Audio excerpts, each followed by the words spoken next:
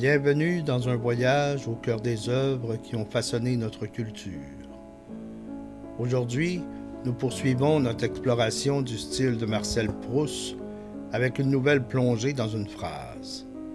Après avoir décomposé certaines de ses constructions complexes, intéressons-nous cette fois à un portrait inoubliable, celui de Tante Léonie.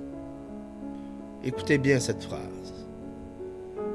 Elle ne parlait jamais qu'assez bas parce qu'elle croyait avoir dans la tête quelque chose de cassé et de flottant qu'elle eût déplacé en parlant trop fort. Mais elle ne restait jamais longtemps, même seule, sans dire quelque chose, parce qu'elle croyait que c'était salutaire pour sa gorge et qu'en empêchant le sang de s'y arrêter, cela rendrait moins fréquents les étouffements et les angoisses dont elle souffrait.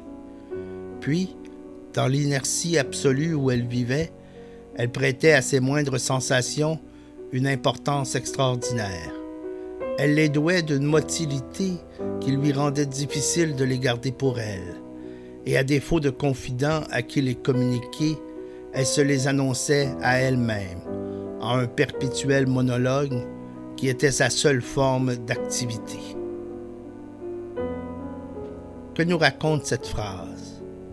Comme toujours, suivons notre méthode en 3 étapes, le constat, la transformation et la conclusion métaphorique.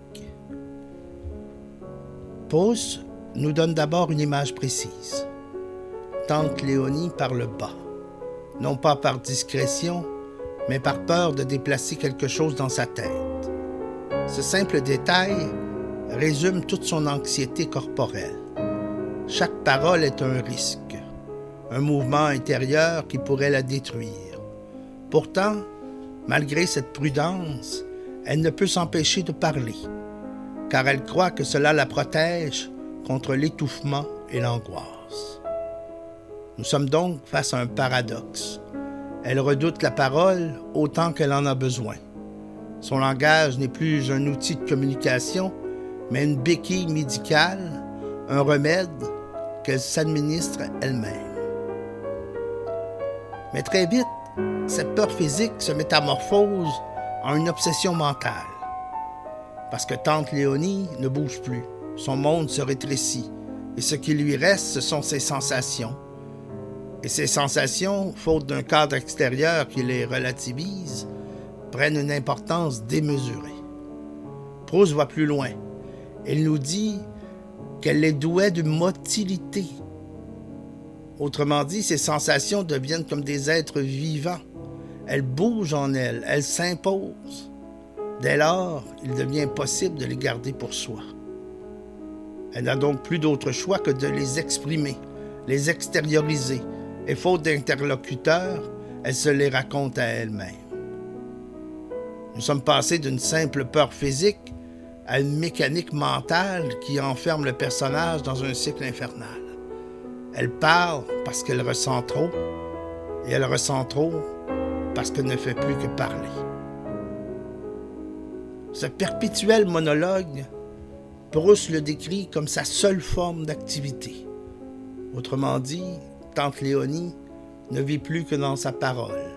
Elle ne fait plus que se raconter elle-même. Nous ne sommes plus dans le simple portrait d'une vieille dame hypocondriaque, mais devant une figure tragique. Quelqu'un qui, en s'enfermant dans un univers sans action, transforme chaque sensation en un drame, et qui, faute de pouvoir exister dans le monde, s'invente une existence à travers ses propres mots. Proust nous livre ainsi un portrait fascinant et vertigineux, où le langage devient un remède, mais aussi une prison. Tante Léonie ne parle pas seulement pour se distraire, elle parle pour exister. Mais à force de se raconter elle-même, n'est-elle pas devenue une simple voix, flottant dans l'inertie de sa chambre, sans jamais plus toucher la réalité? Et vous, qu'en pensez-vous?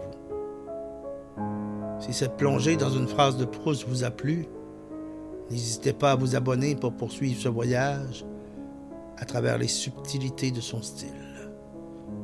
Merci d'avoir voyagé au cœur des œuvres avec moi.